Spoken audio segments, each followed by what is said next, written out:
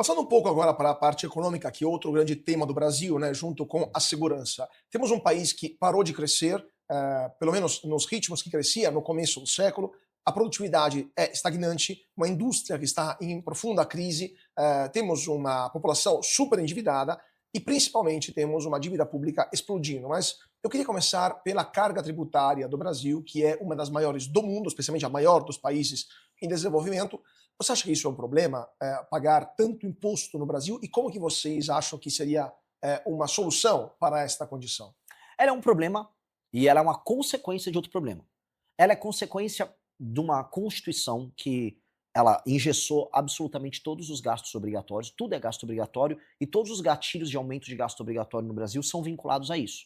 Portanto, a Constituição de 88 foi uma maldição que acabou com a capacidade de crescer do Brasil, acabou com a capacidade do Brasil investir em infraestrutura. Ela é uma maldição. Essa Constituição, ela é amaldiçoada. É como se alguém falou, ó, vocês no Brasil não crescem mais. Tá E com essa vocês acham Constituição. que deveria, desculpa a gente interromper, mudar a Constituição por Sim, causa disso? espero fazer isso no meu segundo mandato. No primeiro mandato eu vou ter que fazer as reformas para o Brasil andar. No segundo é legal a gente começar a discutir, sim, uma mudança profunda na Constituição. Ela é um lixo, a nossa Constituição, com todo respeito aí. Quem comemora a existência disso aí tem que chorar. E aí, na hora de garantir os direitos que são meramente nominais, todo mundo tem direito à educação, nossa educação é um lixo. Ah, eu tenho direito à moradia. Tem, o Brasil se favorizou depois da Constituição de 88. Os direitos são nominais, mas os gastos públicos vinculados a esses direitos, eles estão lá. E eles aumentaram demais. E desde o governo Fernando Henrique para cá, optou-se por aumentar a arrecadação. E aí você fica aumentando a arrecadação, aumentando a arrecadação. Isso vai desde, vamos dizer, melhoria na eficiência na cobrança, somado às alíquotas. E aí você foi punindo a atividade produtiva no país. E o que nós temos? Um país que é pobre, mas que cobra imposto de país rico. Para você poder mexer nisso sem estourar o que você falou, a trajetória da relação dívida-PIB, que hoje está indo estourar, você vai ter que mexer na despesa. E aí eu tô avisando para todo mundo, e eu sou o único pré-candidato que não está mentindo sobre esse assunto. Eu gostaria de ver os outros falarem. Que você vai ter que mexer muito, mas muito. Eu tô falando mexer demais na despesa. Eu tô falando em mexer em mais de 200 bilhões por ano na parte de despesa. Então vai ter que mexer nas indexações, a subida do salário mínimo para aposentadoria, BPC e outros benefícios. Tô falando das vinculações de educação e saúde. Tô falando de aposentadoria que vai precisar fazer outra reforma. Tô falando de renúncias fiscais, tô falando de Zona Franca de Manaus, que todo mundo tem medo de falar, para não perder voto lá. Eu vou falar de tudo isso. Eu vou falar isso de uma maneira honesta, porque os outros são desonestos. Quando, por exemplo, o Flávio Bolsonaro falar, eu não vou apresentar proposta nenhuma, ele tá mentindo. Por quê? Veja, ele tá falando em reduzir imposto. Ah, o Lula só aumenta o imposto, taxado. Sim, o Lula aumenta imposto e é taxado mesmo. Ele faz isso. Dito isso, ele só vai conseguir abaixar imposto no médio prazo, porque no curto não dá, se ele começar a cortar. Ele avisou isso pro eleitor? Ele não avisa pro eleitor, ele dança igual um mongoloide. Ele parece um débil mental nos eventos dele. Então fica iludindo as pessoas balançando o braço. O Zema não quer falar o assunto, vou vender aí Petrobras. Vai vender Petrobras? Ele não privatizou nada, nem Minas. Nem Minas ele fez privatização, ele disse que vai vender a Petrobras. E quem disse que é um correto vender a Petrobras? No mundo que está em crise por recursos naturais, com guerra inflacionária sendo tocada pelos Estados Unidos, jogando pressão sobre a China com o aumento dos preços dos combustíveis, com conflito. Faz sentido isso? Correio eu concordo. Estatais inúteis e não estratégicas eu concordo. Petrobras, você não venderia, Petrobras, você não Embrapa também privatizaria. não. Assim, privatizar Embrapa é igual privatizar o ITA. Privatizar uma das poucas coisas que funcionam e realmente agregaram valor para a história brasileira. E a questão que você falou dos cortes, só para a gente aprofundar um pouco isso, uma das maiores despesas que temos no Brasil, além das aposentadorias, são os repasses para as famílias, Bolsa Família, BPC, entre outras coisas. Você cortaria a Bolsa Família, cortaria o BPC? Eu vou trabalhar para que essas coisas, no long run, diminuam, até, se não desaparecer, até ficarem insignificantes do ponto de vista orçamentário, como fazendo as pessoas trabalharem e gerarem renda. O que tá acontecendo agora eu tô chamando o Brasil de República de Turilândia. O Brasil é um grande Maranhão. E ele não está sonhando mais São Paulo, ele está sonhando mais Maranhão. Então você que está me assistindo, entenda, você é administrado por uma turma do Amapá, do Piauí e do Maranhão. Essas pessoas mandam em você. Então por mais que a galera nos assista, seja no mercado financeiro, esteja num prédio espelhado na Faria Lima trabalhando, tomando Starbucks dele ali no copinho, tudo muito cool, tem um cara lá do Maranhão te administrando.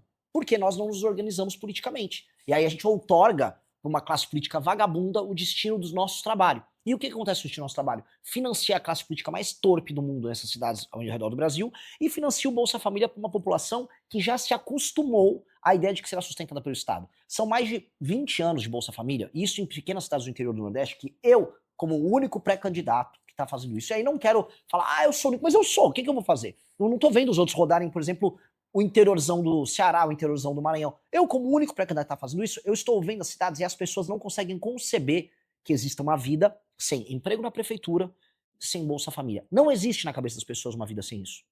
E essas pessoas já conseguem conceber que ela pode fazer um bico aqui, um bico ali, recebe um dinheiro do governo e vão se arrastando. Não vai dar para viver assim.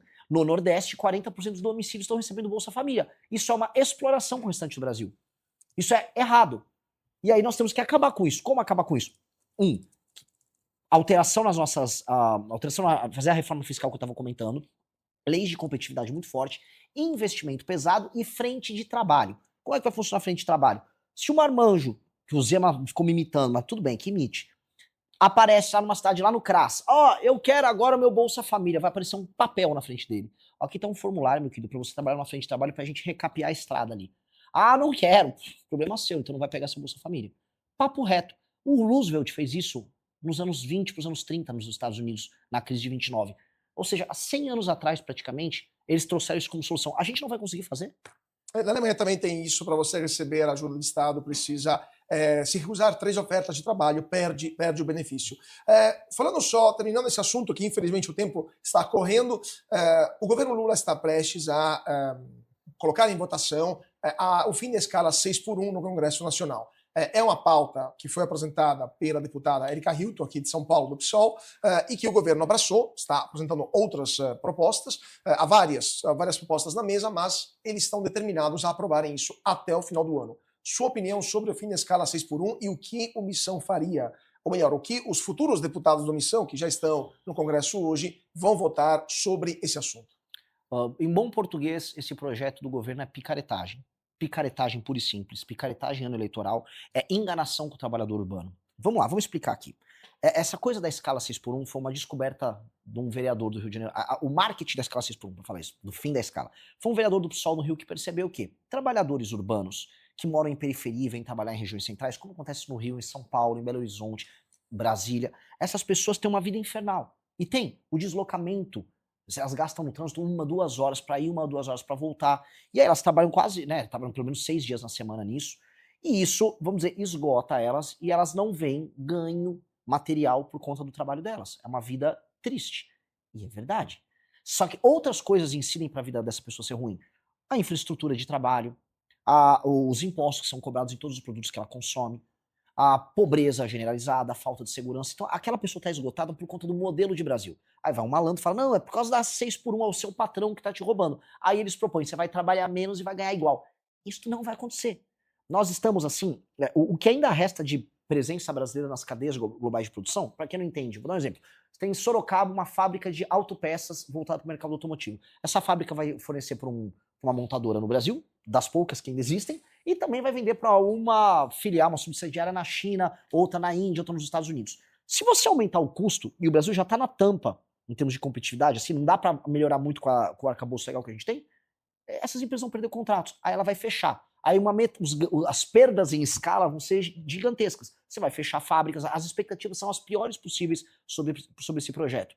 E o trabalhador urbano que trabalha, por exemplo, num serviço, um pequeno restaurante, que tem que abrir também de fim de semana, etc., como ele é engessado, porque tem um sindicalismo que obriga ele a ter que contratar todo mundo CLT, ele não consegue fazer contratações no método, contratar um MEI, como está acontecendo em todos os outros setores, ele vai ou fechar a empresa dele, ele vai repassar o custo para o consumidor, e aí os que ainda permanecerem contratados e não partirem para a informalidade, eles vão ver o custo de vida deles aumentar. Então isso é ilusão, isso é mentira. A gente tem que ter um novo modelo de contratação, um novo regime trabalhista no Brasil. E a gente pode discutir sobre isso. Pois é, terminando que temos mais 2 minutinhos. A CLT ainda é a base da contratação brasileira, cada vez menos trabalhadores, especialmente os jovens, têm trabalho formal com carteira assinada.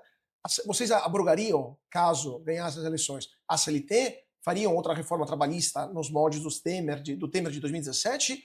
Ou como está bom? Nós precisamos ter um novo marco de contratação das pessoas extremamente flexível, garantindo, obviamente, certos limites em termos de jornada, mas permitindo a capacidade de negociação entre o trabalhador e o contratante, dando competição entre os próprios sindicatos para que o trabalhador, na hora de fazer uma negociação coletiva, tenha opções de sindicatos que possam ajudar ele nessas negociações coletivas e assim fazer, como nas melhores experiências do mundo todo, sua jornada de trabalho e nós arrancarmos com base nisso a necessidade que muitos têm de virar MEI. Porque o que acontece? O MEI está gerando uma discussão tributária também. Porque aquela pessoa não é um empresário, aquela pessoa está fazendo um contrato individual. No fundo, a pessoa está se adaptando com um contrato individual para poder trabalhar. Isso está acontecendo em todos os lugares, especialmente na área de serviço e comércio. Todo mundo sabe disso. Pois bem, com o regime novo, não precisa ter mais isso. E aí você vai poder baixar também a tributação sobre os salários das pessoas e você vai poder facilitar todo mundo contratar e demitir. E outra coisa que a gente tem que começar a discutir, se isso é um contrato entre privados, por que tem que ter uma justiça trabalhista?